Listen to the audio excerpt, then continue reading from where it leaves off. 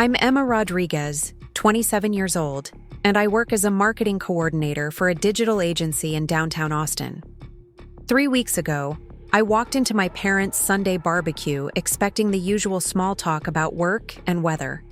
What I got instead was my father announcing between bites of brisket that my sister Claire would be moving into my East Austin loft starting Monday morning. Not discussing it with me, not asking for my input, just informing me like I was a tenant in my own life. The part that really got to me wasn't the assumption that I'd say yes. It was the way my mother was already planning which of my belongings Claire could rearrange to make space for her photography equipment. They spoke about my home like it was community property, and honestly, that was the moment I realized something fundamental had to change. Before we jump back in, tell us where you're tuning in from, and if this story touches you, make sure you're subscribed, because tomorrow, I've saved something extra special for you. Growing up as the middle child in the Rodriguez family meant learning early that love came with conditions and favoritism had a very specific shape. My parents owned a small Tex-Mex restaurant in Round Rock, and while they worked incredibly hard to provide for us, they somehow always had different expectations for each of their 3 children. Alex, my older brother, was the responsible one, who'd eventually take over the family business. Claire, 4 years younger than me, was the creative soul who needed protection and nurturing. And me? I was the practical one, the problem solver, the daughter who could handle anything thrown her way without complaint or drama. This dynamic became crystal clear during my high school years when Claire decided she wanted to pursue photography. My parents immediately converted our garage into a dark room, bought her a professional camera, and funded her entry into expensive summer workshops. When I expressed interest in studying marketing in college, their response was lukewarm at best. They helped me fill out financial aid forms and wished me luck, but there was no garage conversion, no special equipment, no summer programs. The message was clear. Claire's dreams required investment. Mine required independence. I worked 3 part-time jobs during college to cover what my scholarships didn't, while Claire got a monthly allowance that covered her rent, groceries, and art supplies.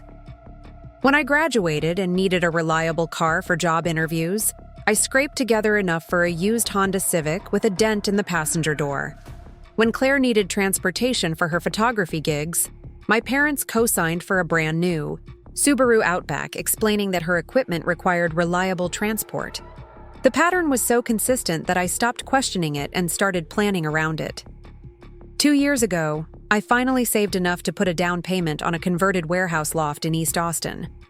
The neighborhood was rapidly gentrifying, filled with food trucks, young professionals, and the kind of energy that made me feel like I was part of something bigger.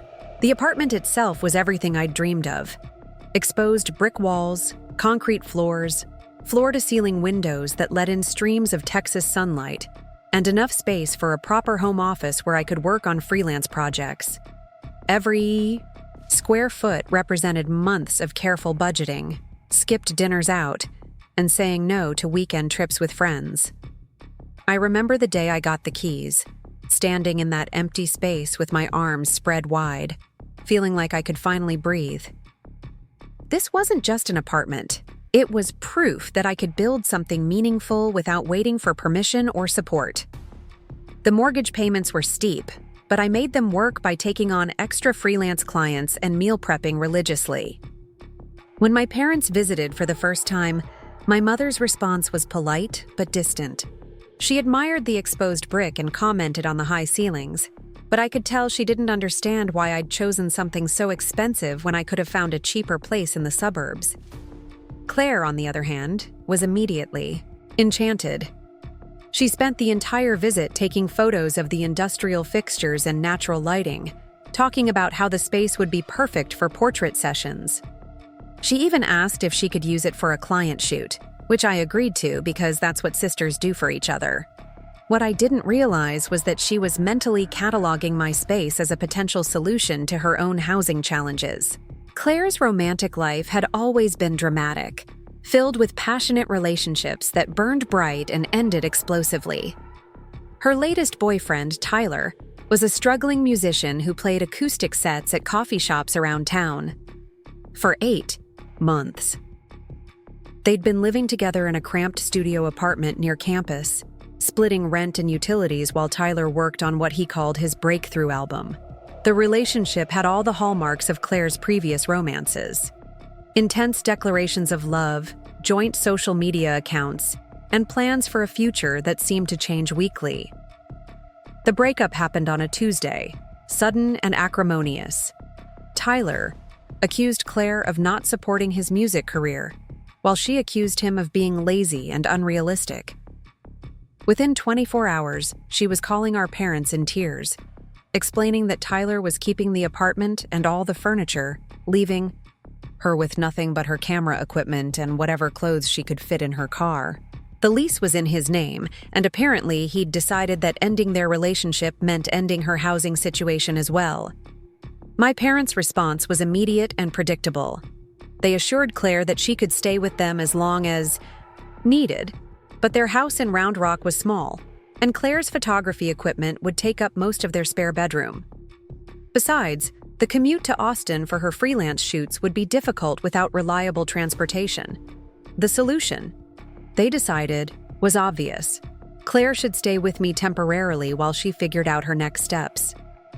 The conversation happened without me present, which should have been my first warning sign.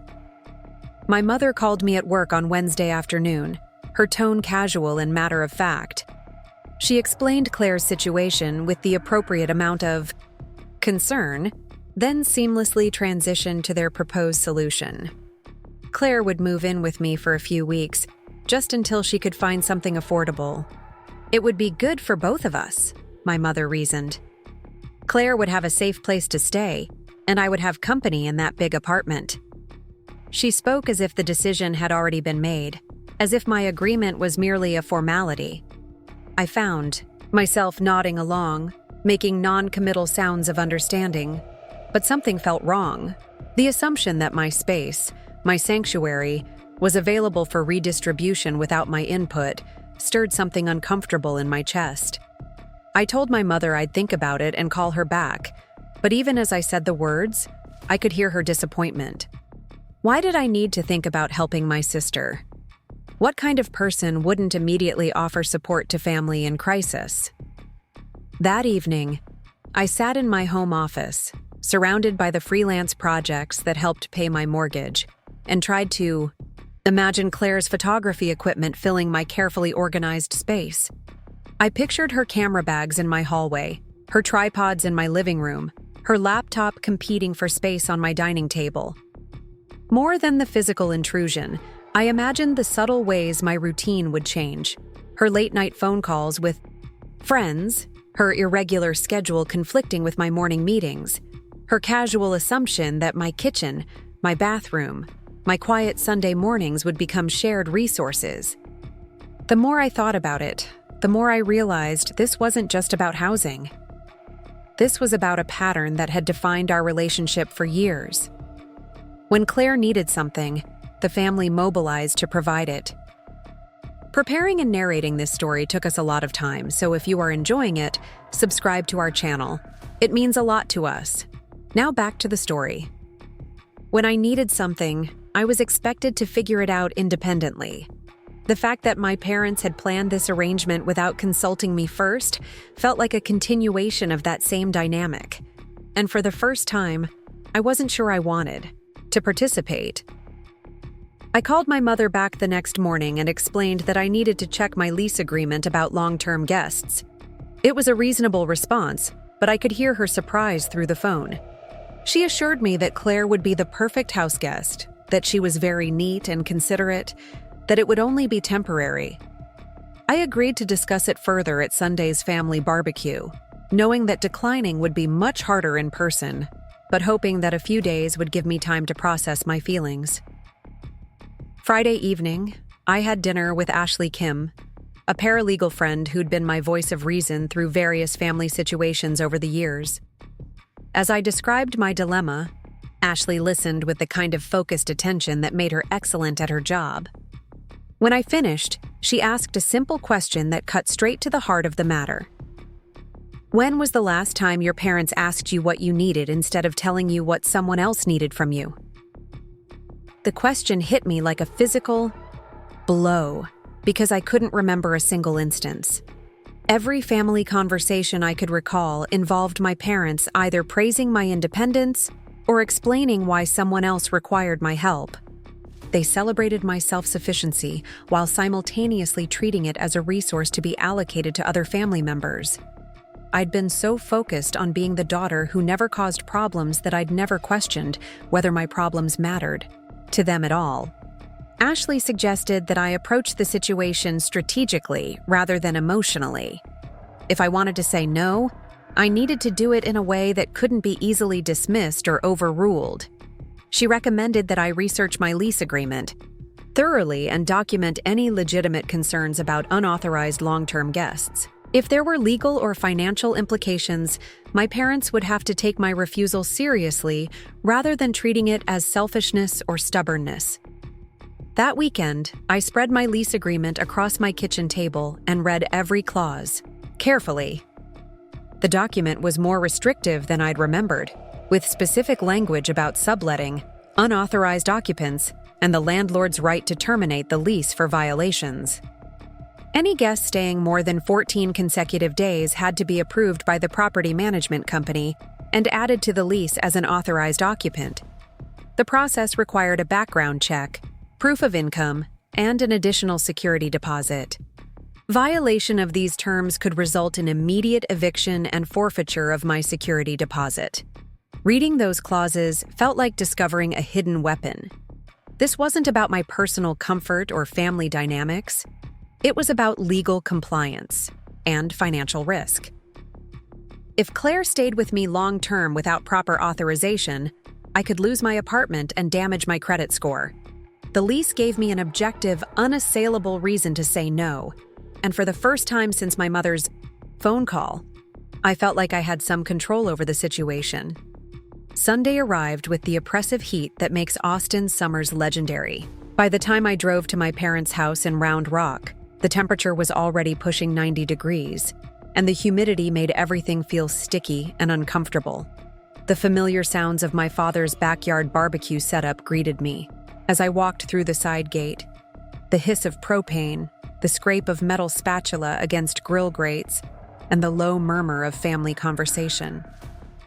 Claire was already there, sitting at the picnic table with her laptop open, editing photos from a recent wedding shoot. She looked up when I arrived, and I could see the stress of the past week in the tightness around her eyes. Despite our complicated dynamic, I felt a genuine pang of sympathy for her situation. Breaking up with someone and losing your home simultaneously would be devastating for anyone, and I knew she was probably feeling vulnerable and displaced. My parents were in full hosting mode, my father manning the grill while my mother arranged side dishes on the outdoor table. They greeted me with their usual warmth, but I could sense an undercurrent of expectation. They were waiting for me to bring up Claire's housing situation, to offer the solution they'd already decided was best. The fact that they hadn't mentioned it yet felt strategic, as if they were giving me the opportunity to volunteer my space, without being asked directly. Alex arrived with his girlfriend Sarah, and for a while, we fell into the comfortable rhythm of family dinner conversation. Work updates, neighborhood gossip, plans for the upcoming holiday weekend. Claire shared stories from her recent photography gigs, and I found myself genuinely interested in her creative projects. She had real talent, and her passion for capturing meaningful moments was infectious. Watching her describe her work, I could understand why my parents wanted to support her dreams. As we sat down to eat, my father started carving the brisket. He'd been smoking all afternoon. The meat was perfectly tender, falling apart under his knife, and the smoky aroma filled the evening air. This was the kind of moment that made family gatherings special. Good food, comfortable conversation, and the sense of belonging that comes from shared history and unconditional love. It was also the moment when my father chose to drop his bombshell. "So," he said, not looking up from the cutting board, We figured out Claire's housing situation." He spoke casually, as if he were announcing the weather forecast. "She's going to stay with Emma for a while, just until she gets back on her feet." The words hung in the air like smoke from the grill. Claire looked up from her plate, her expression hopeful but uncertain. My mother nodded approvingly, already mentally arranging the logistics. Alex and Sarah exchanged glances, sensing the shift in atmosphere but not understanding its significance. And I sat there, a forkful of potato salad, halfway to my mouth, feeling like I'd just been informed of a decision that would fundamentally alter my life. "Actually," I said, setting down my fork, "I need to check with my property management company about that." My voice was steady, but I could feel my heart rate accelerating. My lease has specific rules about long-term guests. My father waved, his hand dismissively. "That's just paperwork. They won't mind families staying temporarily." "It's not temporary paperwork," I replied, pulling out my phone. "It's a legal requirement. Any guest staying more than 2 weeks has to be approved and added to the lease. If I violate those terms, I could be evicted." The table went quiet. My mother reached over to squeeze Claire's hand, a gesture of reassurance that somehow felt like an accusation against me. Claire's face crumpled slightly, and I could see her trying to process the possibility that her housing solution might not be as simple as everyone had assumed. "Emma," my mother said, her voice taking on the patient tone she used when explaining something to a difficult child. "Surely we can work something out. Claire is your sister." "I know she's my sister," I said, my voice getting stronger. "But my lease is my legal responsibility. I can't risk losing my apartment, and I can't ask Claire to go through a background check and pay additional deposits when she's already dealing with financial stress." It was a reasonable explanation, grounded in facts and legal reality, but I could see it wasn't the answer my family wanted to hear. They'd presented me with a solution to Claire's problem, and I'd responded with obstacles and complications.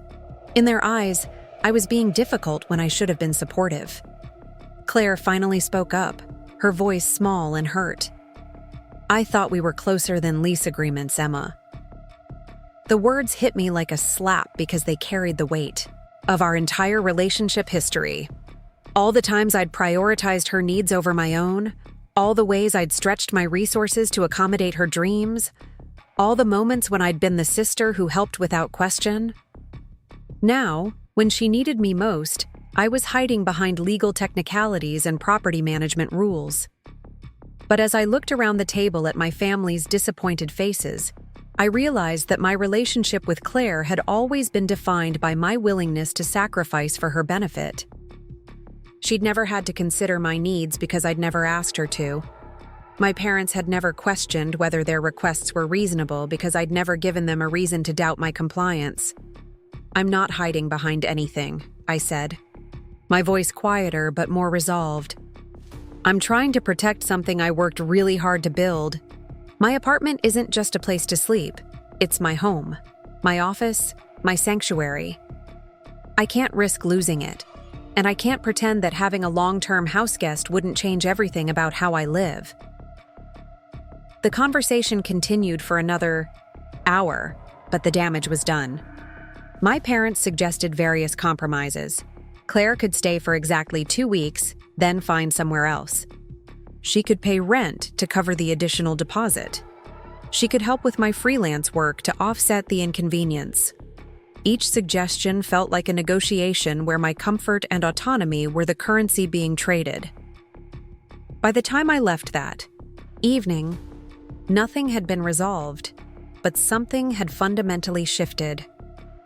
I'd said no to my family's expectations, and while it felt terrifying, it also felt necessary. Driving home through the darkening Austin streets, I made a decision that would change everything. I wasn't going to spend the next week being worn down by guilt and pressure. I was going to take control of the situation before it took control of me. Monday morning, I called Janet Wilson, the property manager for my building. I explained that I was considering having a family member stay with me temporarily, and wanted to understand the exact requirements for compliance. Janet was helpful but firm. Any occupant staying more than 14 consecutive days needed to complete a full application, including background check, proof of income, and an additional security deposit equal to half a month's rent. The process typically took 7 to 10 business days, and violation of the guest policy was grounds for immediate lease termination. Armed with this information, I called Claire that afternoon. I explained the requirements clearly and offered to help her through the application process if she was serious about staying with me. She was quiet for a long moment before admitting that she didn't have the financial resources for a background check and security deposit. Her freelance photography income was irregular, and she'd spent most of her savings on equipment upgrades over the past year. "So what am I supposed to do?" she asked, and I could hear the genuine panic in her voice. "There are other options," I said gently. "You could stay with mom and dad temporarily. You could look for a roommate situation.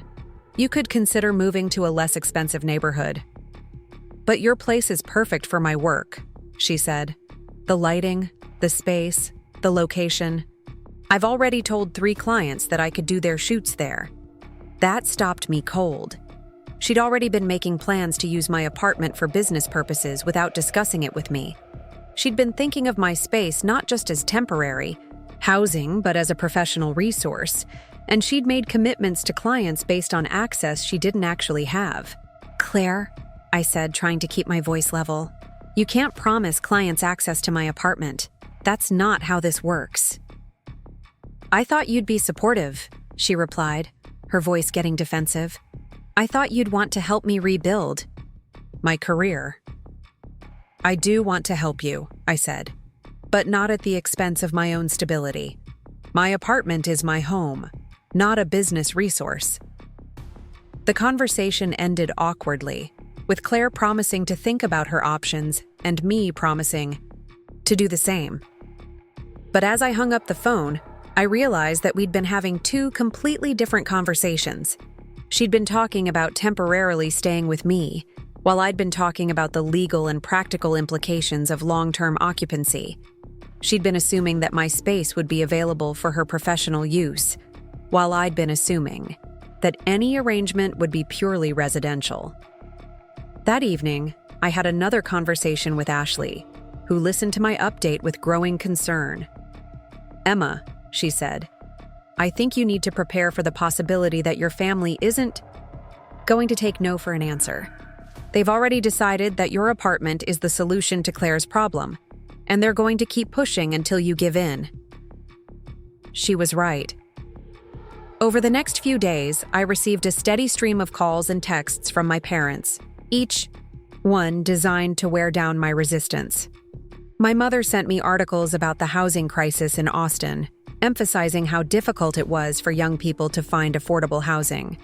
My father called to suggest that I was being overly cautious about lease requirements, that most landlords were flexible about family situations. Even Alex reached out, asking if I could bend the rules just this once for Claire's sake. Each conversation made me feel smaller and more selfish. They painted my concerns as technicalities and my boundaries as obstacles to family unity. They reminded me of all the times Claire had been there for me, all the ways families should support each other, all the reasons why my independence shouldn't come at the expense of their collective well-being. But as the pressure mounted, something unexpected happened. Instead of wearing me down, their tactics clarified something important. My family had never learned to respect my boundaries because I'd never consistently enforced them. They kept pushing because they expected me to eventually give in, just like I always had before. The only way to change that dynamic was to make a stand that couldn't be ignored or eroded by persistence. That's when I decided to take a page from the original story that had inspired me months earlier. I was going to let someone else open my door. Friday afternoon arrived with the kind of relentless Texas heat that makes even the air conditioning struggle. I was finishing up a client presentation at the office when my phone buzzed with a text from my mother. "Family meeting tonight at 7. We need to finalize Claire's arrangements." The message felt less like an invitation and more like a summons, the kind of communication that left no room for scheduling conflicts or alternative suggestions. I stared at the screen for a long moment, recognizing the familiar tightness in my chest that always accompanied family directives. The phrase, "finalize Claire's arrangements," particularly struck me because it implied that arrangements had already been made, that this meeting was about implementation rather than discussion. They weren't asking for my input. They were informing me of decisions that had been reached in my absence. The drive from downtown Austin to Round Rock felt longer than usual, partly because of the Friday evening traffic, and partly because I was dreading the conversation ahead. I found myself taking the long way, driving through neighborhoods I rarely visited, postponing the inevitable confrontation that awaited me at my parents' house. The suburban streets were filled with families starting their weekend routines. Kids riding bikes in driveways, parents watering lawns, teenagers loading up cars for evening adventures. When I finally pulled into my parents' driveway at 7:15, I could see through the kitchen window that everyone was already gathered around the dining table. Claire sat at her usual spot, laptop closed in front of her, looking uncharacteristically serious. My parents flanked her on either side, and Alex occupied the chair across from her, his expression neutral but attentive. The scene looked less like a family dinner and more like a board meeting where I was the final stakeholder to arrive. My mother greeted me at the door with a hug that felt slightly more formal than usual, the kind of embrace that precedes difficult conversations. She guided me toward the dining room, where my father was shuffling through papers that I soon realized were printouts of Austin apartment listings. The coffee table was covered with rental websites, housing applications, and what appeared to be a pros and cons list written in my mother's careful handwriting. "We've been doing research," my father announced before I'd even fully settled into my chair. "The rental market is absolutely brutal right now. Studios are going for $1,500 a month, and most places want first month, last month, and security deposit up front. Claire would need at least $4,000 just to move in somewhere, and that's assuming she could find a place that would accept her income situation." Claire nodded gravely, pulling up bank statements on her laptop. "I've got maybe $800 in checking and another $1,000 in savings. Tyler kept most of our shared expenses when we broke up, including the deposit we put down on utilities. I'm basically starting from zero, and most of my photography income won't come in until after the wedding season ends in October." My mother reached across the table to squeeze Claire's hand, her expression radiating maternal concern. "We've looked at dozens of options, and nothing makes financial sense. The places she can afford are either dangerous or so far from the city that she'd spend her entire day commuting. The places that are safe and convenient are completely out of her price range." Alex, who had been quietly listening, finally spoke up. "Sarah and I talked about it, but our lease specifically prohibits additional occupants, and we're already pushing it with her dog. The landlord is super strict about violations." He looked apologetic but firm, making it clear that their spare bedroom wasn't an option. I could see where this conversation was heading, the way each point was building toward the inevitable conclusion that my apartment was the only viable solution. They'd systematically eliminated every alternative, creating a narrative where refusing to help Claire would be both cruel and unreasonable. The research they'd done was thorough and legitimate, but it felt strategically deployed rather than genuinely exploratory.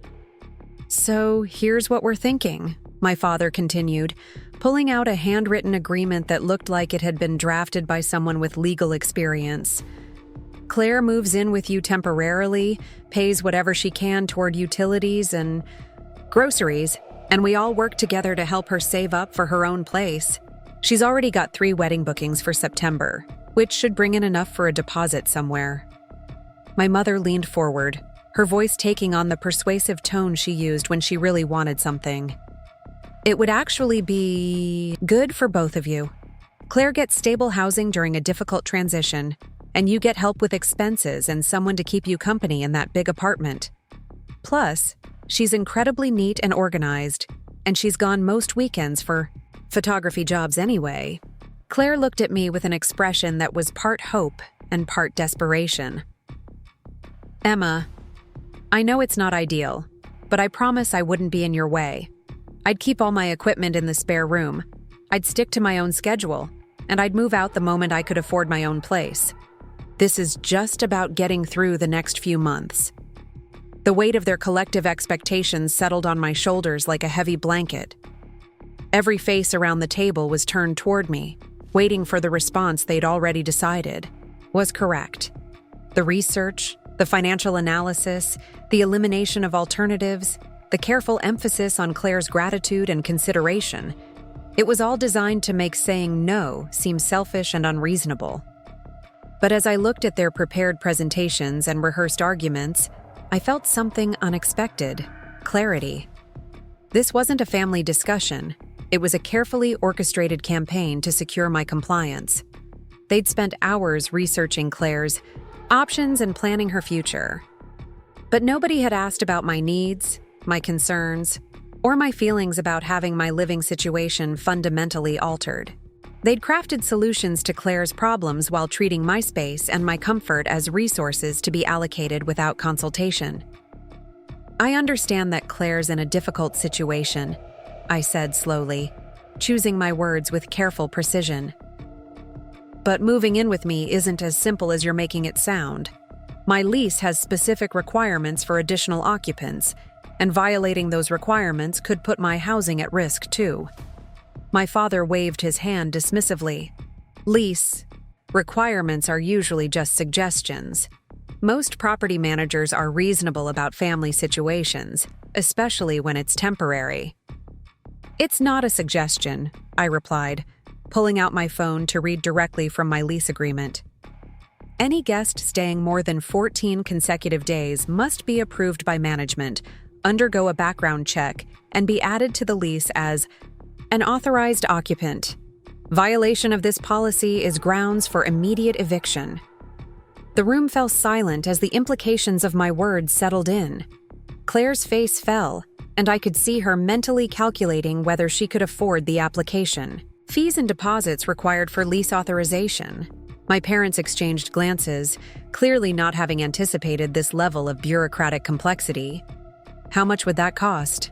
My mother asked, her voice losing some of its earlier confidence.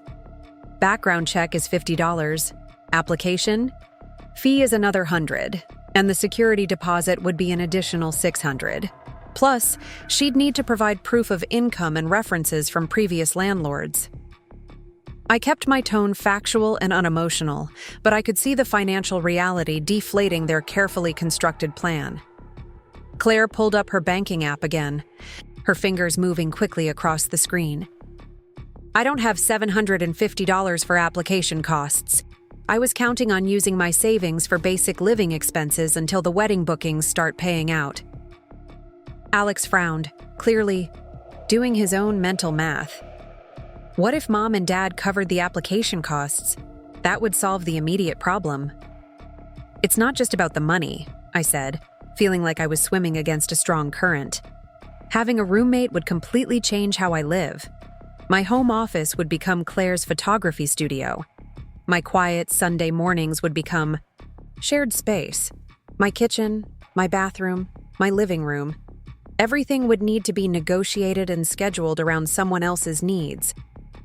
My mother's expression shifted from persuasive to concerned. Emma, you sound like you don't want to help your sister. The accusation hung in the air like smoke, carrying with it the weight of decades of family loyalty and shared obligation. It was the kind of statement that transformed reasonable concerns into character defects, that turned practical considerations into moral failings. I felt the familiar urge to backtrack, to apologize, to find a way to accommodate everyone else's needs while minimizing my own. But something had changed in me over the past week. Maybe it was Ashley's questions about when my parents had last asked what I needed. Maybe it was the realization that my family saw my independence as a resource, rather than an achievement. Maybe it was simply the exhaustion of always being the one expected to bend, to compromise, to make things work for everyone else. I want to help Claire, I said, my voice getting stronger. But I don't want to sacrifice my own stability to do it. My apartment isn't just a place to sleep. It's my sanctuary, my workspace, my proof that I can build something meaningful on my own. I can't pretend that sharing it wouldn't fundamentally change what it means to me. Claire's eyes filled with tears, and I felt a sharp pang of guilt. So what am I supposed to do, Emma? Sleep in my car? Move back in with mom and dad like I'm still in high school? You're the only family member with space and flexibility, and you're acting like helping me would ruin your life. The emotional manipulation was subtle but effective. By framing my concerns as selfishness and her desperation as my responsibility, she was essentially arguing that my comfort mattered less than her crisis. It was a dynamic I recognized from our entire relationship. Claire's needs became family, emergencies, while my needs became personal preferences that could be set aside for the greater good. I'm not saying it would ruin my life, I replied, trying to keep my voice level. I'm saying it would change my life in ways that I'm not sure I'm ready for. And I think that's a valid concern that deserves consideration. My father leaned back in his chair, his expression shifting from paternal guidance to frustrated authority. Emma, sometimes family means making sacrifices for each other. Your mother and I have made countless sacrifices over the years to support both of you girls. Now it's your turn to step up. The comparison stung because it carried a grain of truth wrapped in emotional blackmail. My parents had indeed made sacrifices for their children, working long hours at the restaurant, saving money for our education, supporting our various dreams and ambitions. But their sacrifices had been choices they made as parents, not obligations, imposed on them by other family members. They'd chosen to have children and accepted the responsibilities that came with that choice. I hadn't chosen to have Claire as a sister, and I wasn't sure why that accident of birth should obligate me to reorganize my entire life around her convenience. I appreciate everything you and Mom have done for us, I said, trying to acknowledge their point while maintaining my position. But asking me to risk my housing security and fundamentally alter my living situation isn't the same as parents supporting their children. You're asking me to take on responsibilities that could have serious consequences for my own stability. My mother's face softened, and she reached across the table toward me. Honey, we're not asking you to risk anything serious. Claire is family. She's not going to damage your apartment or cause problems with your landlord. This is about helping someone you love get through a difficult time. But even as she spoke, I could see that they still didn't understand the fundamental issue. They were focused on Claire's character and trustworthiness, completely missing the point that the problem wasn't who she was, but what her presence would mean for my carefully constructed life. They couldn't see that my objections weren't about her personally, but about the systematic way my family treated my boundaries as suggestions rather than requirements. The meeting continued for another hour, with various compromises and alternatives proposed and dissected. Claire could stay for exactly 2 weeks, then move to a month-to-month rental. She could contribute more money toward household expenses. She could sign a formal agreement outlining her responsibilities and expectations. Each suggestion felt like a negotiation where my fundamental comfort with the arrangement was the starting point, rather than the determining factor. By the time I left that evening, nothing had been definitively decided, but the pressure was unmistakable. They expected me to come around, to find a way to make it work, to be the family member who solved problems rather than created them. The research they'd presented, the financial analysis they'd conducted, the elimination of alternatives, it was all designed to make my compliance seem inevitable. Driving home through the Austin traffic, I found myself thinking about the difference between being asked and being told. My family genuinely believed they were asking for my help, but their approach felt more like they were informing me of a decision that had already been reached. The meeting had been structured to present Claire's situation as urgent and my apartment as the obvious solution. with my concerns treated as obstacles to be overcome rather than factors to be genuinely considered. That night, I sat in my office, surrounded by the freelance projects that helped me afford my mortgage, and tried to imagine how the space would function with Claire's photography equipment filling the corners. I pictured her tripods competing with my desk for floor space, her client calls interrupting my video conferences, her irregular schedule conflicting with my carefully maintained work-life balance. More than the practical complications, I imagined. The subtle ways my relationship with my own space would change, how every decision about temperature, lighting, noise, and privacy would become a negotiation. The next morning brought a text from Claire that felt both desperate and accusatory. "I've been looking at shelters and extended stay motels. Is this really what you want for your sister?" The message was designed to make me feel responsible for her homelessness, to transform my reasonable boundaries into cruel abandonment. It was emotional manipulation wrapped in family obligation, and I recognized it as such even as it made my stomach clench with guilt. I didn't respond immediately, instead spending the morning researching resources for people in Claire's situation. Austin had several programs for people facing housing transitions, including emergency rental assistance, roommate matching services, and short-term housing programs specifically designed for artists and freelancers. There were Facebook groups dedicated to housing exchanges, co-living arrangements, and temporary sublets. The idea that my apartment was her only option wasn't actually true. It was just the most convenient option for everyone except me. That afternoon, I compiled a list of resources and sent it to Claire with a note explaining that I'd spent time researching alternatives that might work better for her specific situation.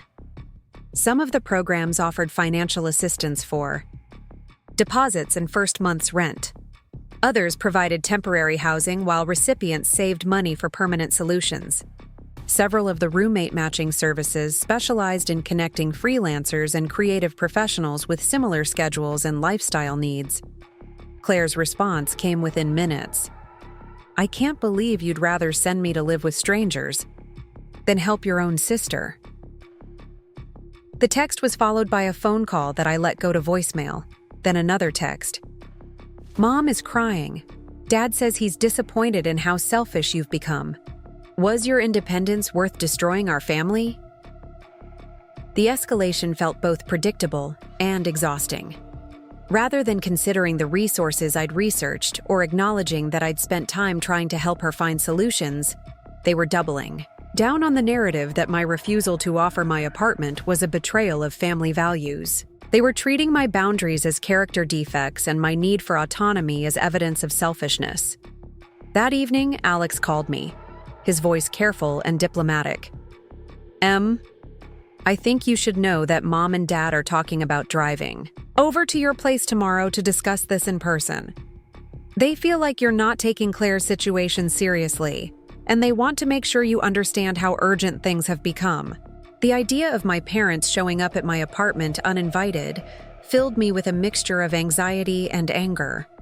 My home was supposed to be my sanctuary, the one place where I could exist without family obligations and expectations. The thought of them arriving to pressure me in my own space felt like a violation of the boundaries I'd worked so hard to establish. What exactly do they think an in-person conversation is going to accomplish that our phone calls haven't? I asked, trying to keep my voice level.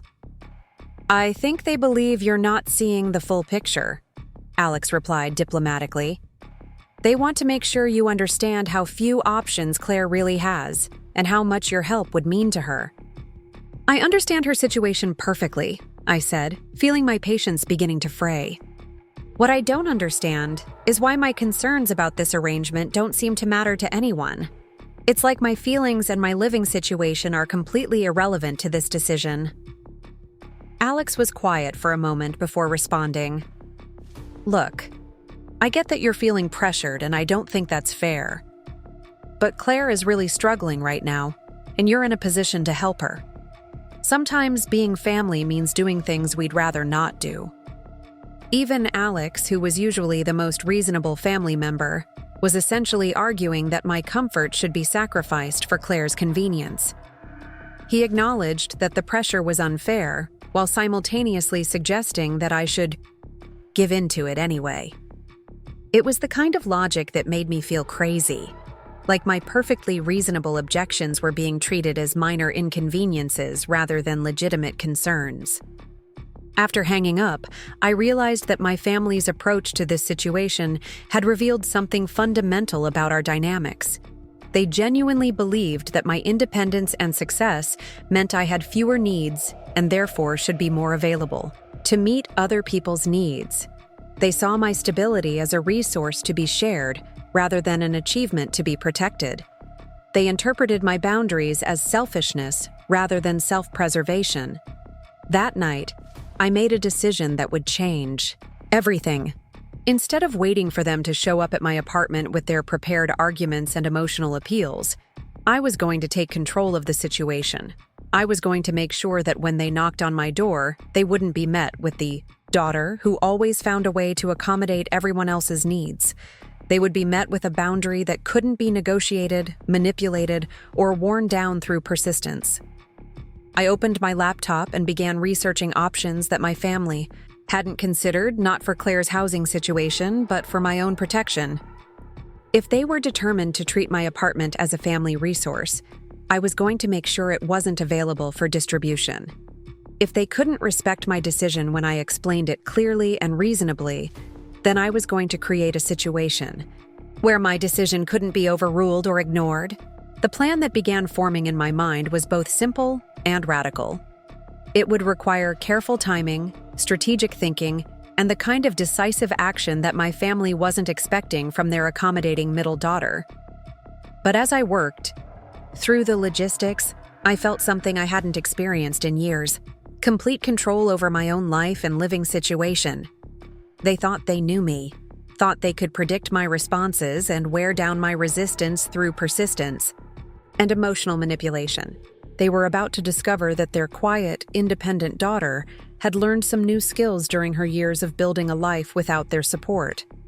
Most importantly, they were about to learn that independence wasn't just about paying my own bills.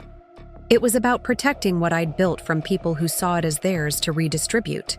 Sunday morning arrived with the kind of crisp clarity that sometimes follows difficult decisions. I woke up in my sun-filled bedroom, surrounded by the space I'd worked so hard to create, and felt absolutely certain about what I needed to do. The anxiety that had been building all week had been replaced by a calm determination that surprised me with its intensity. My phone showed several missed calls from my mother and a text from my father.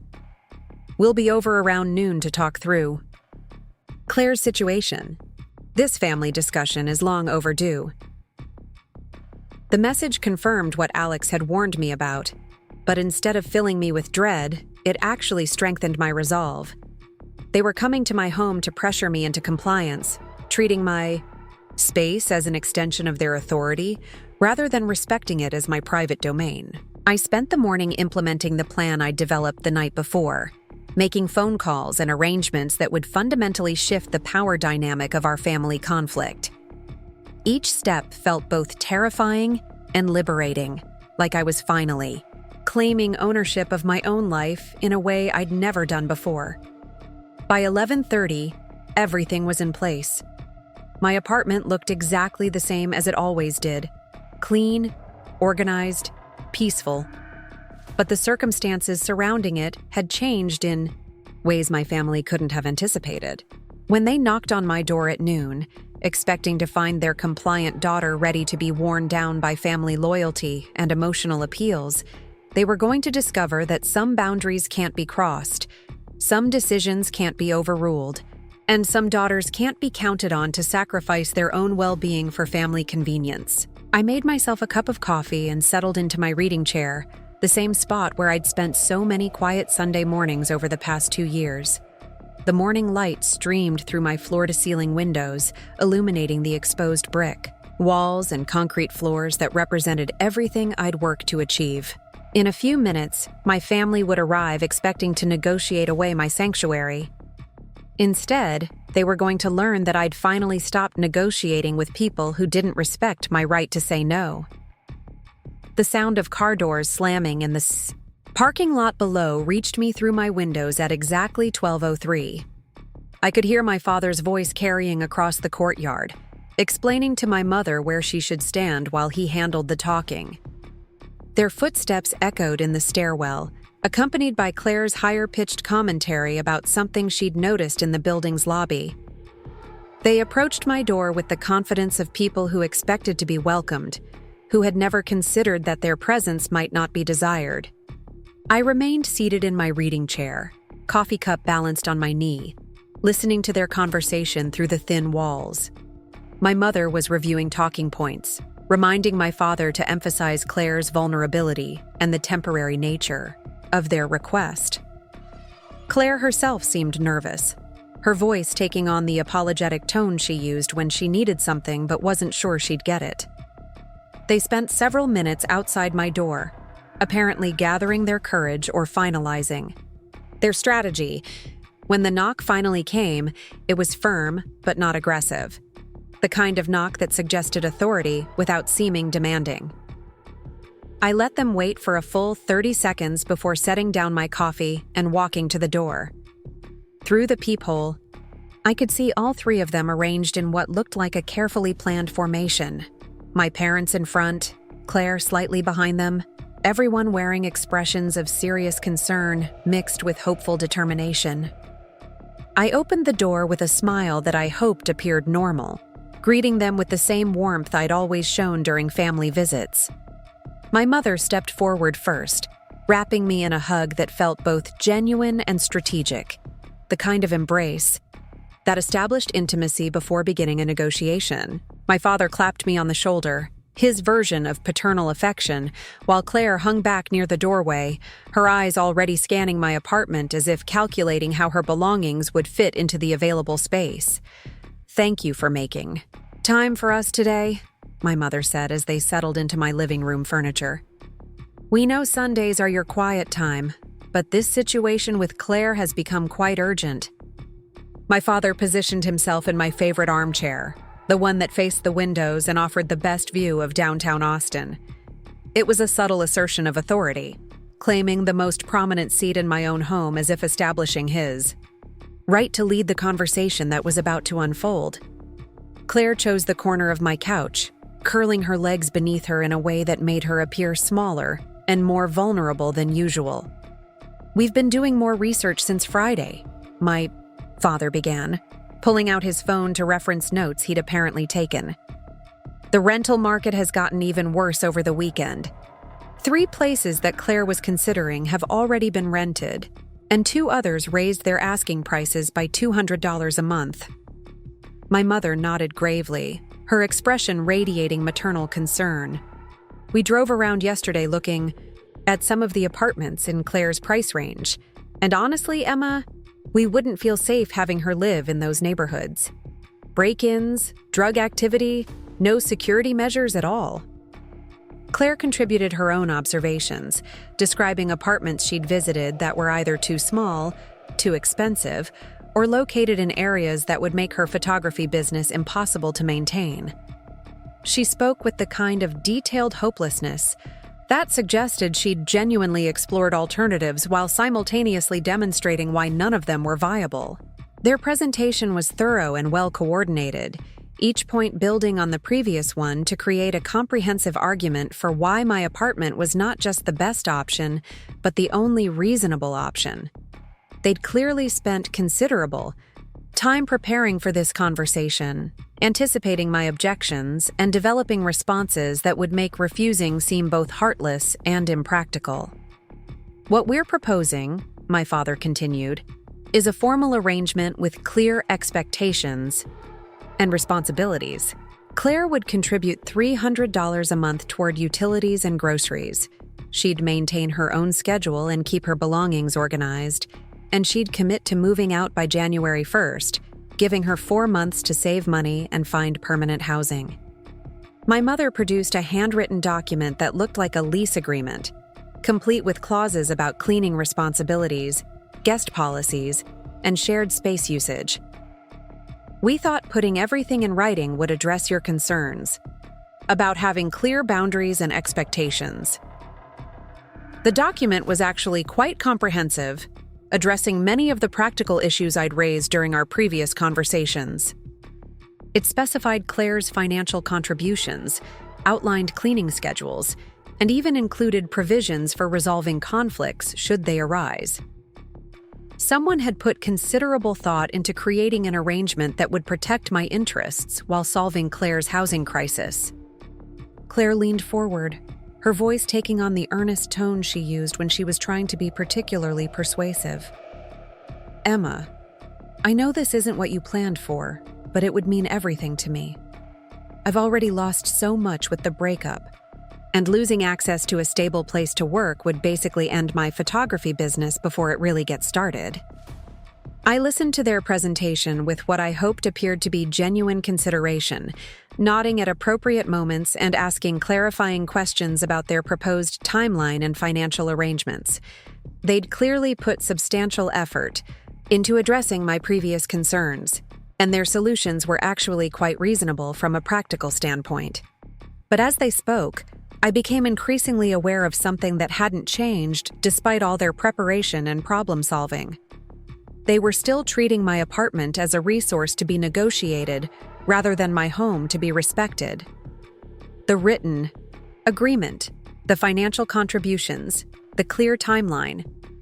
These were all attempts to make their intrusion more palatable, not acknowledgments that they needed my genuine consent to proceed. "This is obviously a lot to consider," I said when they finished their presentation. "The agreement you've put together addresses most of the practical concerns I raised, and I can see you've put real thought into making this work for everyone." My parents exchanged glances that suggested relief, clearly interpreting my reasonable tone as the beginning of capitulation. Claire's posture relaxed slightly, and she began looking around my apartment again, this time with the kind of proprietary interest that suggested she was already imagining living here. "But I still have concerns about the lease situation," I continued, watching their expressions shift as they realized I wasn't immediately agreeing to their proposal. "I spoke with my property manager last week, and the requirements for additional occupants are quite strict. Any guest staying more than 2 weeks needs to be approved and added to the lease, which involves background checks, income verification, and additional deposits." My father's expression darkened slightly, the way it always did when bureaucratic obstacles interfered with his plans. "Emma, you're overthinking this. Property managers make exceptions for family situations all the time. They're not going to evict a good tenant over having your sister stay temporarily." "Actually, they might," I replied, pulling out my phone to show them the lease language I'd photographed. "The policy is quite clear, and my building has been cracking down on lease violations. 3 tenants were evicted last month for having unauthorized long-term guests." My mother frowned, clearly not having anticipated this level of regulatory complexity. "Surely we could just pay whatever fees are required. How much could it possibly cost?" I explained the application process and associated costs, watching their faces as they realized that their carefully budgeted solution now included several $100s in additional expenses that Claire couldn't afford, and they hadn't planned for. The financial reality of compliance with my lease terms was making their arrangement significantly more complicated and expensive. Claire's expression shifted from hope to disappointment as she processed the implications. "I don't have $700 for application fees and deposits. I was counting on using what little savings I have for basic living expenses." "We could cover the application costs," my mother offered, but I could hear uncertainty creeping into her voice. They'd been prepared to support Claire emotionally and logistically, but they hadn't budgeted for the kind of financial outlay that legal compliance would require. "There's another issue," I said, feeling like I was navigating a minefield, but knowing I needed to address all my concerns while I had their attention. "My homeowner's insurance has specific exclusions for business activities conducted on the premises. If Claire is using my apartment for photography shoots and client meetings, that could void my coverage and expose me to significant liability. This was a concern I'd discovered during my research the previous week, and it was legitimate even though I was presenting it strategically. My insurance policy specifically excluded coverage for business activities, and Claire's photography. Work would definitely qualify as commercial use of residential space. My father waved his hand dismissively, the gesture he always used when he wanted to brush away complications that interfered with his preferred narrative. Insurance companies just want to collect premiums. They're not going to investigate whether Claire occasionally takes pictures in your apartment. It's not just occasionally, Claire interjected, apparently not realizing that she was undermining their argument. I've got 3 wedding clients lined up for September, plus headshot sessions and family portraits. I was counting on using Emma's space for indoor shoots and client consultations. The admission hung in the air, revealing that Claire had been planning to operate her business from my apartment without discussing it with me. She'd already made commitments to clients based on access to my space, assuming that my agreement to temporary housing would include permission to use my home as her commercial photography studio. My mother looked uncomfortable, clearly realizing that the arrangement they'd been proposing was more complicated than they'd presented. Claire, you didn't mention that you'd already booked clients for shoots at Emma's apartment. I didn't think it would be a problem, Claire replied, her voice taking on a defensive edge. It's just photography, not like I'm running a restaurant. Or something noisy. Emma wouldn't even be here during most of the shoots since they'd be on weekends or evenings. But their exchange had revealed the fundamental issue that had been bothering me throughout this entire process. They were making decisions about my space and my life without consulting me about the full scope of what they were asking. They'd presented Claire's housing need as a simple request for temporary accommodation, but they'd actually been planning to transform my apartment into her business headquarters. I think we need to step back and consider whether this arrangement is really the best solution for everyone, I said, my voice gentle but firm. It's become clear that what you're asking for is significantly more complex than temporary housing. You're talking about adding Claire to my lease, changing my insurance coverage, and allowing commercial photography business to operate from my home. My parents exchanged glances that suggested they were beginning to realize their carefully planned presentation wasn't achieving the results they'd expected. They'd come prepared to address my concerns about having a house guest, but they hadn't anticipated that I would uncover additional complications that made their proposal increasingly untenable. Emma, my mother said, her voice taking on the patient tone she used when she thought I was being unreasonably difficult. You're making this more complicated than it needs to be. Claire is your sister, not some random person off the street. Surely we can work through these bureaucratic details. But her response revealed exactly what I'd begun to understand about our family dynamic. They saw practical concerns and legal requirements as obstacles to be overcome rather than legitimate factors that needed to be considered.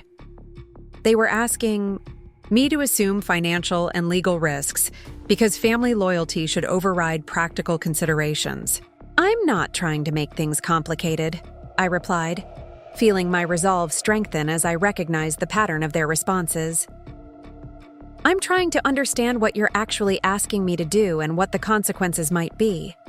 So far, every concern I've raised has been dismissed as overthinking or bureaucratic nonsense.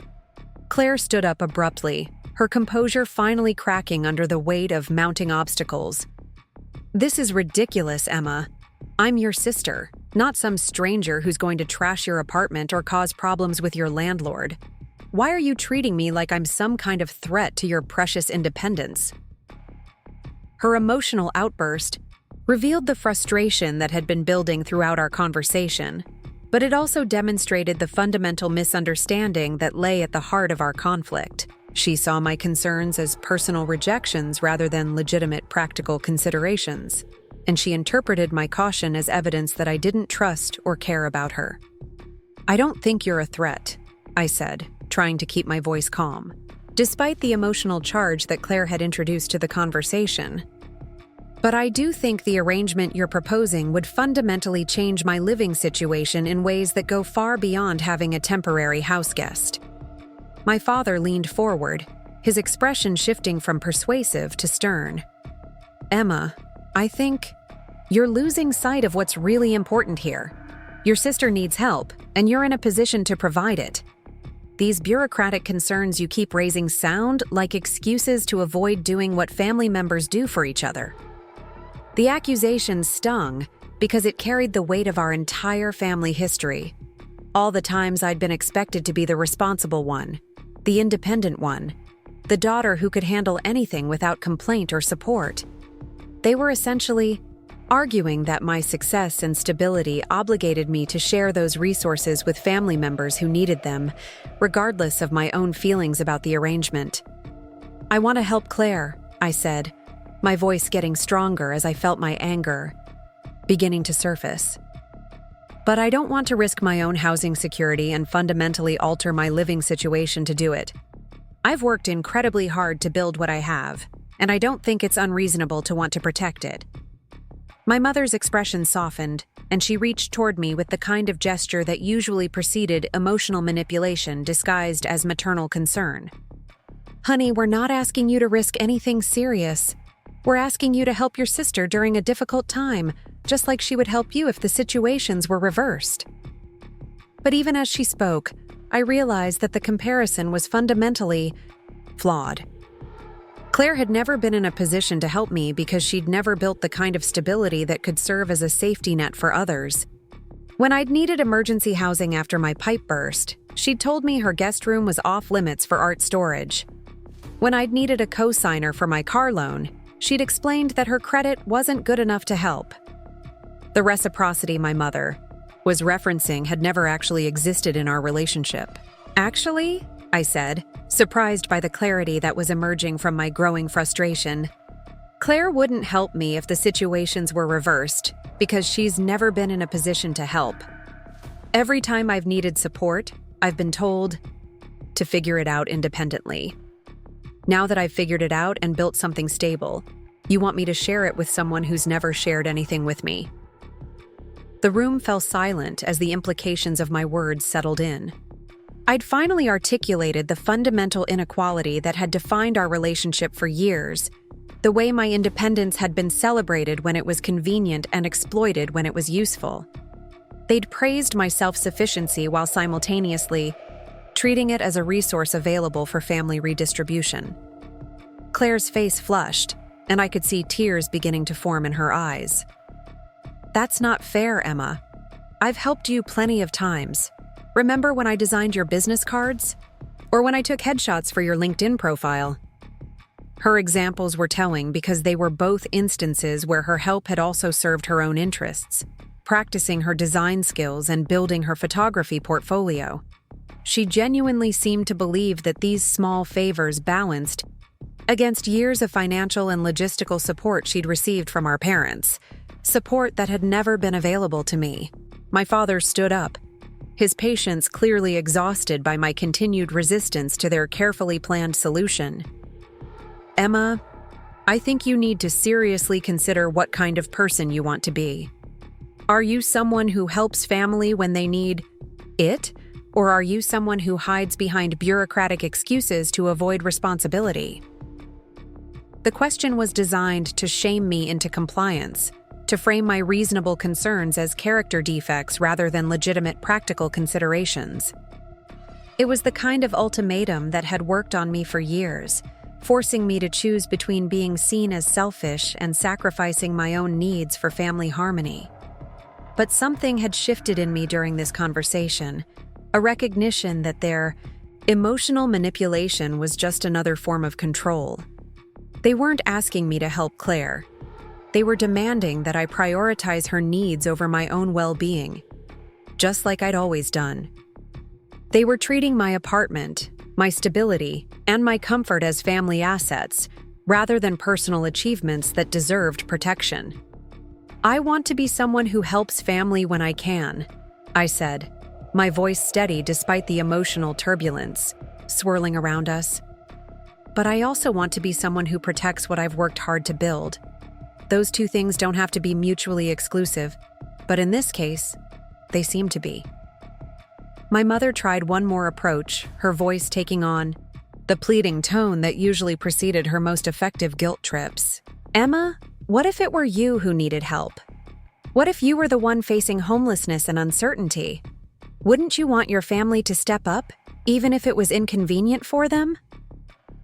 The hypothetical was powerful because it appealed to my empathy and forced me to imagine myself in Claire's position.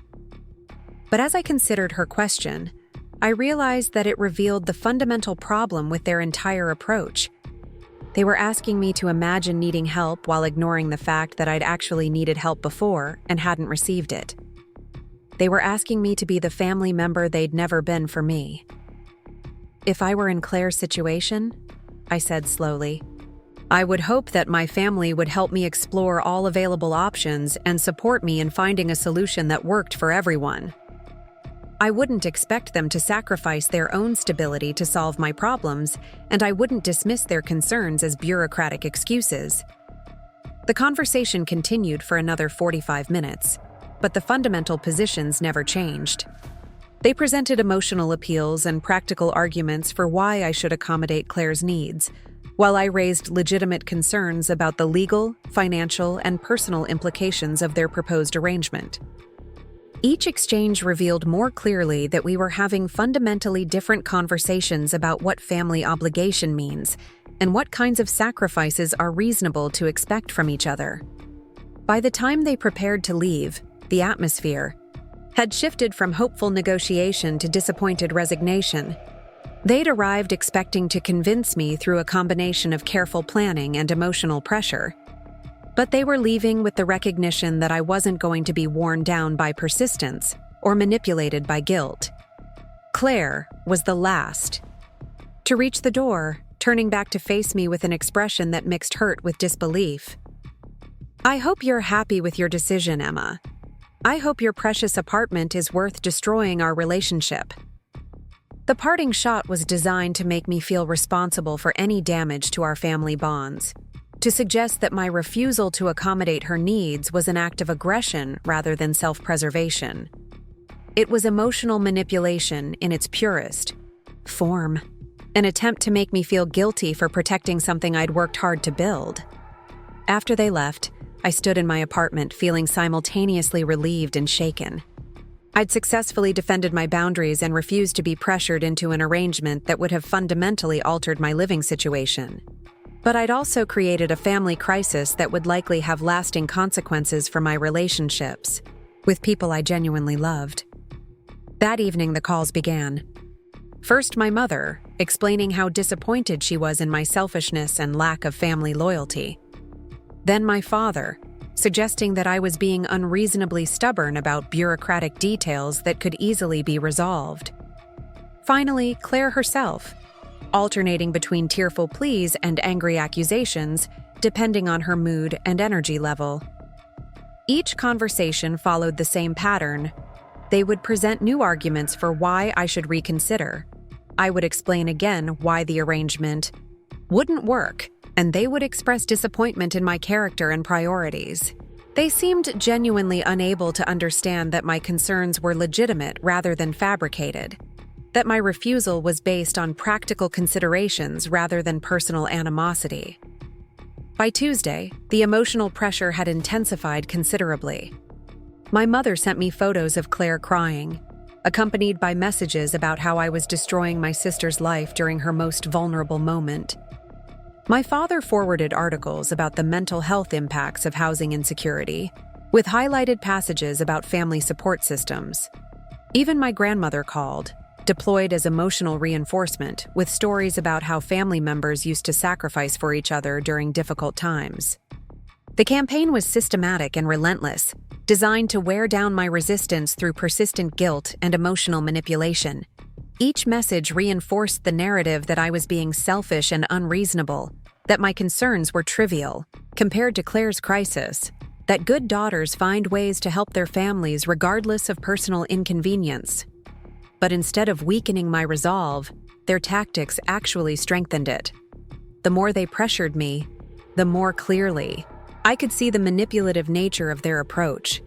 They weren't trying to understand my perspective or find a solution that worked for everyone. They were trying to force my compliance through emotional coercion. They'd decided what I should do and were employing every tool at their disposal to ensure I did it. Wednesday evening, I received a text from Claire that crossed a line I hadn't even realized existed. I drove by your building today and saw how many empty parking spaces there are. You're not even using half the space you're hoarding while I'm sleeping on Mom and Dad's couch. The message revealed that she'd been conducting surveillance on my living situation, apparently looking for evidence that I had resources I wasn't sharing. The idea that she'd been watching my apartment, calculating my unused space, and documenting what she saw as waste felt like a profound violation of my privacy and autonomy. That night, I made a decision that would fundamentally alter the trajectory of our family conflict. I wasn't going to continue defending my position through explanations and justifications that they clearly weren't interested in hearing. I wasn't going to keep participating in conversations where my legitimate concerns were dismissed as character defects. Instead, I was going to take action that would make my position absolutely clear and impossible to ignore. I spent Thursday morning making phone calls and arrangements that would protect my apartment and my peace of mind in ways that my family couldn't argue against, negotiate around, or emotionally manipulate me into abandoning. If they were determined to treat my home as a family resource, I was going to demonstrate that some resources aren't available for redistribution, regardless of the urgency of other people's needs. Friday afternoon, I implemented the final phase of my plan. By evening, my apartment was secure, my position was protected, and my family's ability to pressure me into compliance had been eliminated through simple, decisive action.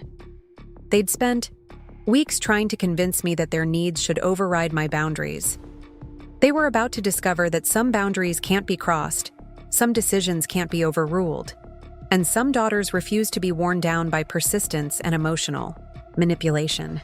The morning I put my plan into action, Austin woke up under a blanket of thick clouds that promised afternoon thunderstorms. I'd been awake since 5, not from anxiety, but from the kind of focused energy that comes with finally taking decisive action after weeks of being pushed around. My coffee tasted better than usual, my apartment felt more peaceful than it had in days, and for the first time since this family crisis began, I felt completely in control of my own situation. My first call was to Marcus Thompson, a colleague from a competing digital marketing agency whom I'd met at several industry networking events over the past year. Marcus was recently divorced, temporarily displaced from his condo while contractors repaired water damage from a burst pipe, and currently paying expensive weekly rates at an extended stay hotel near the airport. We'd discussed his housing situation, over drinks after a conference last month, and I remembered him mentioning how difficult it was to find short-term furnished accommodations that didn't cost a fortune. "Emma, good to hear from you," Marcus said when he answered my call. "How's the agency treating you these days?"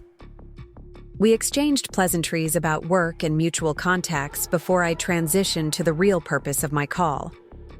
"Actually, I'm reaching out because I remembered you mentioning your temporary housing situation. I have a proposition that might work for both of us." I explained that I was planning to be out of town for several weeks on a combination of work travel and personal time, and I was looking for someone trustworthy to house sit my apartment while I was away. Marcus was immediately interested. "That would be incredible, Emma. The hotel is costing me almost $2,000 a month, and I'm going crazy without a proper kitchen and workspace. When are you thinking of traveling?" "I'm flexible on dates, but probably starting this weekend and running through most of September. The apartment is fully furnished, utilities included, and I just need someone reliable to water the plants and collect the mail." I quoted him a weekly rate that was significantly less than his hotel costs, but enough to cover my mortgage payment and provide justification for the arrangement. We arranged to meet that evening so he could see the apartment and we could finalize the details. Marcus was exactly the kind of subletter any landlord would approve. Stable employment, excellent credit, references from previous landlords, and a legitimate temporary housing need that aligned perfectly with my timeline. My second call was to Janet Wilson at the property management office. Hi, Janet. This is Emma Rodriguez in Unit 312.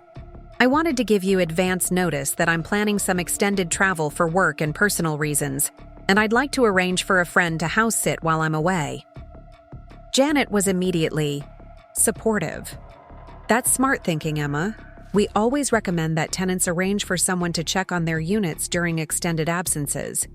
Do you need information about our house sitting authorization process? I explained that my house sitter would be Marcus Thompson, described his background and employment situation, and asked about the paperwork required to make the arrangement official. Janet walked me through the temporary occupancy agreement, which was much simpler than adding a permanent resident to the lease. Marcus would need to provide identification and contact information, but there were no background checks, income verification, or additional deposits required for house-sitting arrangements under 30 days. We just need 48 hours notice before your friend moves in, Janet explained. Email me his contact information and the dates he'll be staying, and I'll add him to our temporary access list. Security will have his information, and he'll be able to receive packages and access building amenities. My third call was to my supervisor at the marketing agency. Hey, Rachel, I know this is short notice, but I'm dealing with some family issues that require me to be out of town for a few weeks. Would it be possible to work remotely starting Monday? I can handle all my current projects from anywhere with internet access. Rachel was understanding and accommodating. Of course, Emma. You've been putting in long hours lately, and remote work shouldn't be a problem for any of your current clients. Take the time you need, and let me know if there's anything we can do to support you.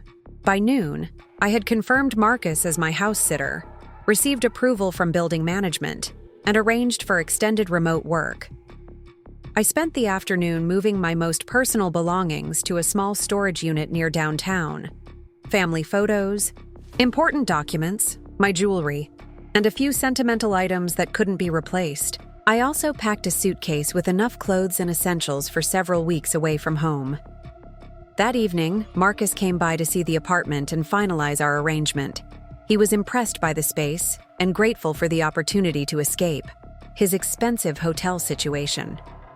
We signed a simple house-sitting agreement that covered basic responsibilities: keeping the apartment clean, watering plants, collecting mail, and respecting the building's quiet hours and guest policies. This is perfect, Emma. The location is great for my temporary commute, and having a real kitchen again is going to be amazing. Are you sure the weekly rate isn't too low? I'm used to paying much more for much less space. I assured him that the rate was fair for both of us, and we arranged for him to move in Saturday morning. As he left, he mentioned that he was looking forward to having a peaceful place to work on some freelance projects during his evenings and weekends. Friday evening, I drove to a boutique hotel in the Hill Country about an hour west of Austin. The place was known for its spa services, hiking trails, and digital detox atmosphere that attracted stressed professionals looking to disconnect and recharge. I booked a suite for the weekend with the option to extend my stay, explaining to the front desk that I was dealing with family stress and needed some time away from phones and emails. Saturday morning, I turned off all family notifications on my phone, leaving only work contacts and Marcus's number active. I helped him move his belongings into my apartment, showed him how to operate the various appliances and systems, and handed over the keys to my sanctuary.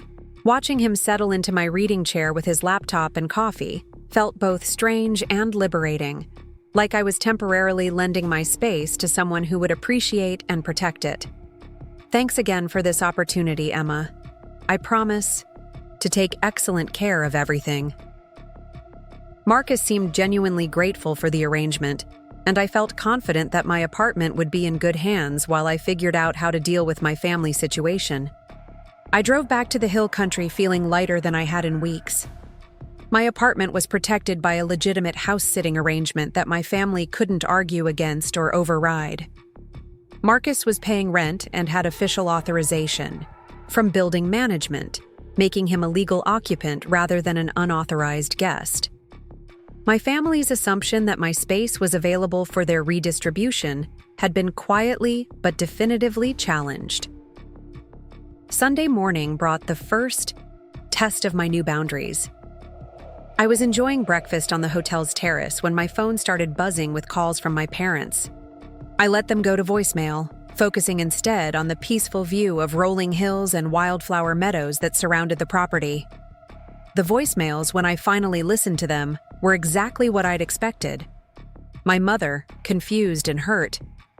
"Emma, we drove to your apartment to talk more about Claire's situation, but there's a strange man answering your door. He says he's house-sitting while you're out of town, but you didn't mention any travel plans. Please call us back immediately." My father, irritated and demanding. "Emma, what's going on with this house-sitter situation? We need to resolve Claire's housing crisis, and now we can't even discuss it with you because you've apparently left town without telling anyone. This is extremely inconsiderate timing." Claire, panicked and accusatory. "Emma, I can't believe you would leave town during my crisis and put a stranger in your apartment instead of helping your own sister. This is the most selfish thing you've ever done, and I hope you're proud of yourself." I listened to each message twice, analyzing the tone and content with the kind of detached curiosity I might apply to a fascinating but troubling social experiment. They were genuinely shocked that I'd taken action to protect my space, apparently never having considered that I might have options beyond either complying with their demands or continuing to endure their pressure indefinitely. Monday brought a new wave of communications, this time including attempts to contact me through work colleagues and mutual friends. My supervisor, Rachel, called to check on me after receiving worried calls from my parents, who apparently told her I was having some kind of breakdown and had disappeared without telling anyone where I'd gone. "Emma, your parents seem really concerned about you. They said you're not answering your phone and that you've left town during a family emergency. Is everything okay? Do you need additional support or time off?" I appreciated Rachel's concern and explained that I was dealing with family boundary issues that required some space and distance to resolve properly. I assured her that I was safe, thinking clearly, and fully capable of handling my work responsibilities remotely. She seemed relieved and offered additional flexibility if I needed more time away. Tuesday, my brother Alex managed to track down my hotel through some combination of credit card monitoring and social media detective work. He called from the lobby, explaining that my parents had sent him to check on my well-being and convince me to come home to discuss Claire's situation like a reasonable adult. "Emma, everyone's really worried about you. Mom's been crying for 2 days. Claire's sleeping on their couch indefinitely, and Dad's talking about driving to every hotel in Central Texas to find you. Can you please just come downstairs and talk to me for a few minutes?" I agreed to meet Alex in the hotel's quiet lounge, curious about what approach he would take to convince me to abandon my newly established boundaries. He looked tired and stressed, clearly uncomfortable with his role as family mediator, but determined to fulfill the mission our parents had assigned him. "Look, Em, I get that you felt pressured about the Claire situation, and maybe Mom and Dad could have handled it better. But disappearing and putting a stranger in your apartment isn't solving anything. It's just making everyone more upset, and Claire's situation more desperate." Alex's approach was more diplomatic than our parents' direct emotional manipulation, but the underlying message was the same. My actions were causing family distress, and I needed to modify my behavior to restore harmony. He wasn't questioning whether their demands had been reasonable. He was asking me to accommodate their unreasonableness for the sake of family peace. "Alex, what exactly do you think I should do differently?" I explained my concerns about having Claire move in.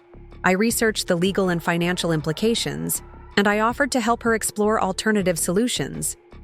When that wasn't enough, they showed up at my apartment with prepared arguments and emotional appeals designed to wear down my resistance. "But you're her sister," Alex replied, using the same phrase that had been repeated throughout this entire conflict. "Family helps family. even when it's inconvenient. That's just how families work. Actually, that's how our family works when I'm the one being asked to help, I said, feeling years of frustration crystallizing into clarity. When I needed help after my pipes burst, Claire told me her guest room was off limits. When I needed a co-signer for my car loan, you said your credit wasn't good enough. When I needed emotional support during my worst work crisis, everyone was too busy to really listen. Alex looked uncomfortable, clearly recognizing the truth in my examples, but not wanting to acknowledge the pattern they revealed. That's different, Em. You've always been more independent, more capable of handling things on your own. So, because I learned to handle things independently, I'm now obligated to handle other people's problems too. My success means I have fewer rights to my own space and resources. The questions hung in the air between us, highlighting the fundamental unfairness of our family's expectations.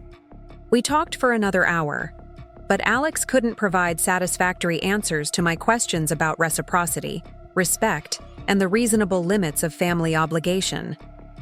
He genuinely seemed to believe that my independence created responsibilities to support less independent family members, regardless of my own needs or boundaries. When he left, Alex promised to tell our parents that I was safe and thinking clearly, but he also warned me that they weren't going to give up on their plan for Claire to move into my apartment.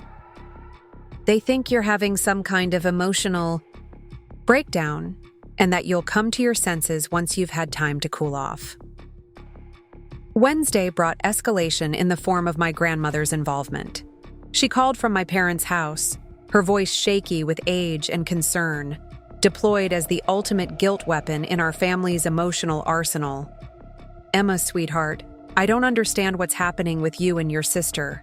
Your parents tell me you've run away from home and abandoned Claire during her time of need.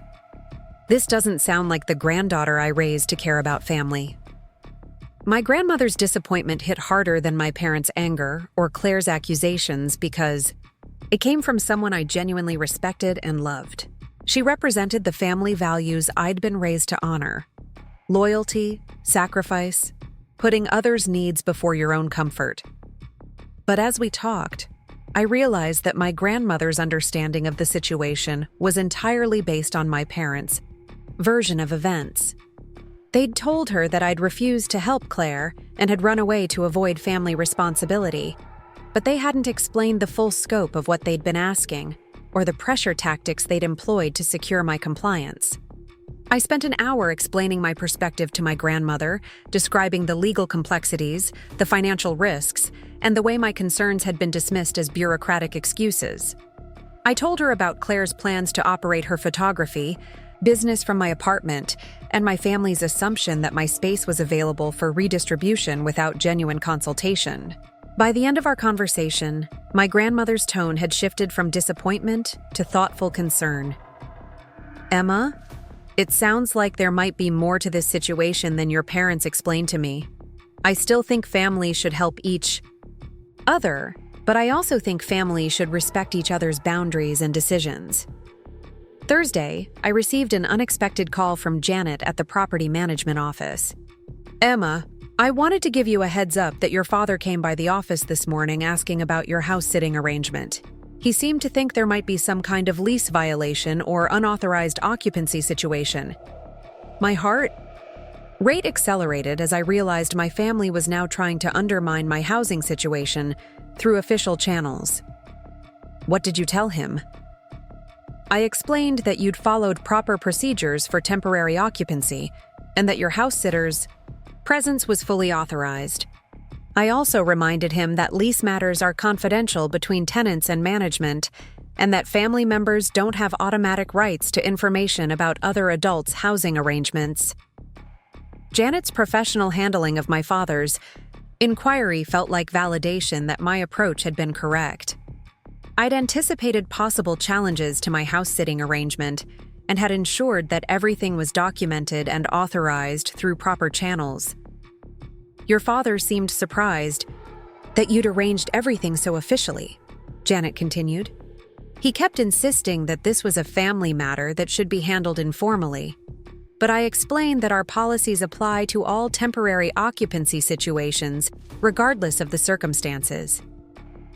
Friday brought a shift in tactics from emotional manipulation to practical problem solving. My mother called with a new proposal that addressed some of my previous concerns while still achieving their ultimate goal of getting Claire into my apartment. Emma, we've been thinking about this situation all week, and we want to make you a formal offer.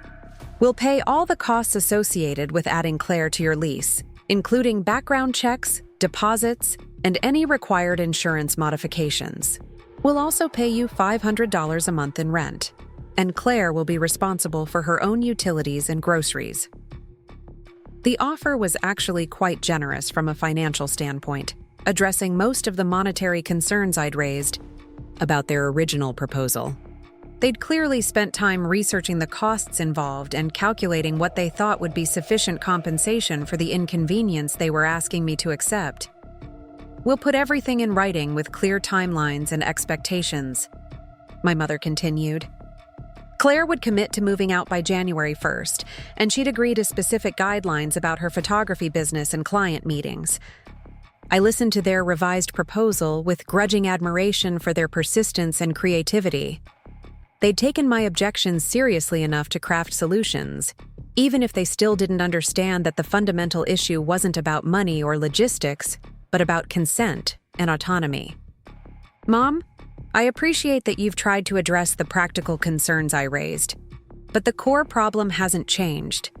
You're still asking me to fundamentally alter my living situation to solve someone else's problem, and you're still treating my apartment like a family resource rather than my personal home. Emma, what would it take for you to say yes? We're trying to work with you here, but you seem determined to find problems with every solution we propose. The question revealed that they still viewed this as a negotiation where the outcome was predetermined and only the terms needed to be adjusted. They couldn't conceive that I might legitimately prefer not to have Claire live with me, regardless of the financial arrangements or legal protections they offered. Saturday morning, exactly 1 week after I'd left Austin, Marcus called with an update that would change everything. Emma, I hope I'm not overstepping, but I wanted to let you know about some visitors I've had at your apartment this week. My family had apparently been showing up regularly, sometimes individually and sometimes in groups, trying to convince Marcus to let them into my apartment or to contact me on their behalf. They'd offered him money to break our house sitting. Arrangement suggested that he was enabling my unreasonable behavior and even implied that his presence was preventing them from resolving a family emergency. They seem really upset, and I feel bad about being in the middle of whatever's going on with your family. But I want you to know that I haven't given them any information about where you are or when you're planning to come back. Marcus's loyalty to our arrangement, despite pressure from my family, reinforced my confidence in the choice I'd made. He was protecting my space and privacy exactly as I'd hoped, creating a barrier between me and family members who couldn't accept my decision to establish boundaries. I appreciate you standing firm, Marcus. I know it's uncomfortable to be caught in the middle of family drama, but you're not responsible for managing their emotions or solving their problems. Sunday brought the most significant development, yet a call from Claire herself, but with a completely different tone than her previous angry accusations. Emma, I've been thinking about everything that's happened this week, and I owe you an apology. I was so focused on my own crisis that I didn't really consider what I was asking of you or how my living with you would affect your life. Claire's voice sounded genuinely reflective rather than manipulative, and I found myself listening with cautious hope that maybe she was beginning to understand my perspective. I talked to Tyler yesterday, and we worked out an arrangement where I can stay in our old apartment for another month while I save money for my own place. I also applied for 3 roommate situations that I found on Facebook, and 2 of them look really promising. She explained that my week away had forced our entire family to look for alternative solutions rather than assuming my apartment was the only viable option. Without the possibility of pressuring me into compliance, they'd discovered resources and possibilities that had existed all along, but hadn't been seriously explored. I'm still hurt that you left town during my crisis, but I'm starting to understand why you felt like you had to. We weren't really listening to your concerns, were we? Claire's acknowledgement of my perspective felt like the first genuine recognition I'd received from any family member that my feelings and boundaries might be legitimate rather than obstacles to be overcome. Monday, I made the decision to return to Austin. Not because my family had worn me down or found ways to circumvent my boundaries, but because I felt ready to engage with them from a position of strength and clarity. My week away had provided the distance I needed to see our conflict objectively, and Marcus's successful protection of my apartment had demonstrated that my boundaries could be maintained even under pressure. I called Marcus to arrange the transition back to my apartment, and he was gracious about the change in timeline. This arrangement worked out perfectly for both of us, Emma. My condo repairs are finished, so the timing is actually ideal. Tuesday. Evening, I returned to my apartment to find it exactly as I'd left it, clean and peaceful and undisturbed. Marcus had even left fresh flowers on the kitchen counter and a thank you note expressing his gratitude for the house-sitting opportunity. Wednesday, I called my parents to let them know I was back in town and ready to have a conversation about everything that had happened. We agreed to meet at a neutral coffee shop Thursday afternoon, a public space where emotions would need to be kept in check and dramatic gestures would be inappropriate. The coffee shop meeting felt like a turning point in our family dynamics. My parents arrived looking tired and somewhat chastened, clearly having spent the past week grappling with their inability to control my decisions through traditional means. Claire came separately, her expression serious, but not hostile. "Emma, we owe you an apology," my mother began, her voice carrying genuine remorse rather than strategic emotion. "We approached this situation all wrong, and we didn't respect your right to make decisions about your own living space." My father nodded, looking uncomfortable but determined to acknowledge their mistakes. "We were so focused on solving Claire's problem that we forgot to consider your feelings and your legitimate concerns about the arrangement we were proposing." Claire spoke last, her voice quiet but sincere. "I'm sorry I accused you of not caring about family. I can see now that you were trying to protect something important to you, and I wasn't respecting that." We talked for 2 hours, not to relitigate the specific housing arrangement, but to establish new understandings about boundaries, respect, and the reasonable limits of family obligation. They weren't ready to fully acknowledge all the ways our family dynamics had been unfair to me over the years, but they were beginning to recognize that my independence didn't obligate me to solve other people's problems.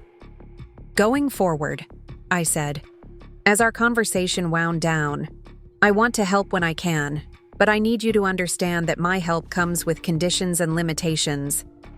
I'm not a family resource to be allocated whenever someone else has a crisis." My mother reached across the table to squeeze my hand, not as manipulation, but as genuine connection. "We hear you, Emma. We'll try to do better." 3 weeks later, Claire found a perfect roommate situation with 2 other photographers who shared a converted warehouse space that doubled as their collective studio. She was happier than she'd been in months, surrounded by creative collaborators who understood her work and schedule. My family still expected me to be helpful and supportive, but they'd learned to ask rather than assume, to respect my decisions even when they didn't fully understand them. The week I'd spent protecting my boundaries had taught them that some limits couldn't be crossed, some decisions couldn't be overruled, and some daughters wouldn't be worn down by persistence and emotional manipulation. 6 months after the crisis, my apartment remained my sanctuary, my proof that I could build something meaningful and protect it from people who saw it as theirs to redistribute. The exposed brick walls and concrete floors still represented everything I'd worked to achieve, but now they also represented something new, my willingness to defend what I'd built, even when that defense disappointed people I loved.